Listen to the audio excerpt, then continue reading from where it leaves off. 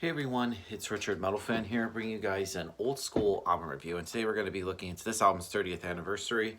And as you can see below the title, today we're going to be looking into Hammerheart by Bathory, the band's fifth album released on April 16th, 1990 through, I believe, Black Mark Records. Now, Bathory probably doesn't really need much of an introduction. Like, I've covered their first album, and they're pretty much the band that pretty much invented black metal, one of my favorite metal subgenres. It was like that album, The Return and Underside of the Black Mark, where they've pretty much pioneered the genre of black metal. But it wasn't until the previous album before this, Blood, Fire, Death, while it's having some black metal elements to it, they've also started to incorporate some, like, I hate to use the term Viking metal or even folkish metal. I don't even know. No, like, I don't really consider Viking metal a genre, but yeah, this album I feel like is just, this pretty much deviates away from black metal. Well, and just has more of the Viking metal. You could definitely tell given like the whole album artwork. Production pretty solid. And Corthon, I feel like vocally does a little bit different stuff with his vocals. You could definitely has like more of a cleaner vocals right here. And he actually incorporates the first time you hear a little bit more of like acoustic guitars. And his bandmates, I believe, were Kothiar and Vimorith. I can never pronounce their names. I'm not going to bother saying it again. Just the bass is pretty tight and the drumming is pretty solid. So yeah, without further ado, let's dive into this album track by track.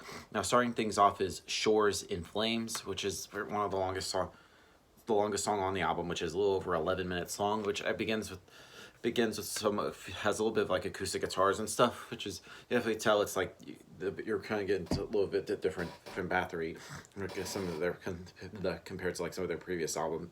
But overall, it's a pretty good way to start off this album, starting it off with a 11-minute long song, which is kind of nuts. Anyway, let's move on to the next song on here, being Valhalla, which is one of the many need to feature a strong use of sort of like layered vocal approach, including like Corthon's sort of like typically like gruff style, and the use sort of like the cleanly chanted vocals isn't exactly sparse, but they're enough to use sparingly. Although always enough to satisfy the listener's needs and wanting more, while it's maintaining a level of desire within them that leaves them craving for more. Good song. Baptized in Fire and Ice, which is a truly wonderful song, which mixes sort of like the various vocal approaches well, while tending to sort of use the cleaner background chants more so than most of the songs, though, excuse me, not shying away from the usual gruff approach. One would resonate within me and makes me think of courage, pride, and a true belief in the nature of sort of like the mythological inspired lyrics. Next song on the album is called Father to Son, which I feel this song right here is a lot more atmospheric than all the other songs on the album, which makes it for one of the best songs on here. Song to Haul Up High, which is actually a pretty much where the album kind of like slows down a little bit and gets a little bit softer, which is actually an acoustic song with some very good emotional singing from Corthon. One which may sound odd and sort of like a monumental like Viking ballad, but I love it anyway, and I find it very I can't even speak today. I find it a very, very memorable tune. And the ending part of it, which the final verse is just so beautiful, and I could just listen to it over and over again, which hailing Corthon for just great music. Home of Once Brave, which is a fantastic song. It's just very powerful, very catchy and majestic, with some absolutely splendid vocal arrangements. Excuse me, while the musical background is quite simple in classic Bathory, but here that simplicity of the structure is just very unimportant, and you can hear some truly bombastic and epic riffs and drumming. I mean, plus these absolutely just phenomenal vocals.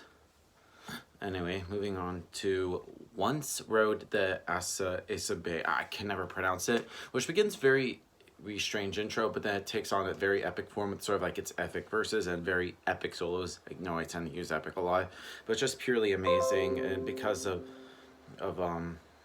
like, it's like the second longest song on here, it's like 10.5 minutes long. It's like 1/5 of this record. It pretty much boosts up to a whole point, and then the album ends with, well, the song Outro, which is a little short piece. It's just I think it's a great solid way to end this album.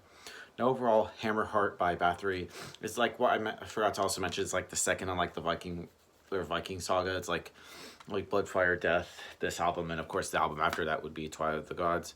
It's a pretty good album. Or great album, I should say. If I had to give this album a score, I'm going to give this a solid 9.5 out of 10. So yep, that's our review of Hammerheart by Bathory, guys. Let me know in the comments what you guys think about it, and I'll see you all in the next video. And as always, keep it metal.